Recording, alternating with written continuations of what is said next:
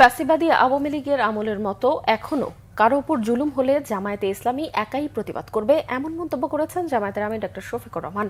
আন্তর্জাতিক মাতৃভাষা দিবস উপলক্ষে সকালে রাজধানীতে এক আলোচনা সভায় জামায়াতের আমির এসব কথা বলেন। তিনি বলেন, ৫ আগস্টের পর এখনো কেন রাজনৈতিক নেতারা জেলে থাকবেন সেই প্রশ্ন তার। জানান, প্রয়োজনে নিজেও জেলে যেতে প্রস্তুত।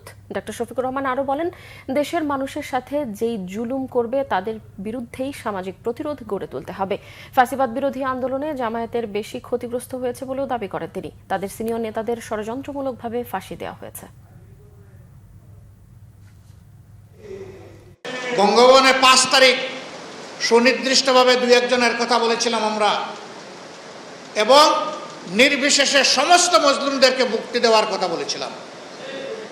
হ্যাঁ, ওই সময় যাদেরকে বন্দী করা হয়েছিল তাদেরকে মুক্ত করে দেওয়া হয়েছে, কিন্তু এর চাইতে বেশি জুলুম যাদের উপর করা হয়েছে তাদের একজন শুধু কেন জেলের ভিতরে থাকবেন?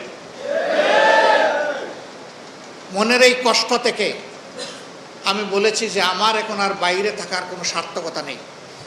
আমি নিজেও এখন এর প্রতিবাদে জেলে যেতে চাই। আমি স্বেচ্ছায় যাব, সরকার যেন আমাকে জেলে পাঠানোর ব্যবস্থা করে।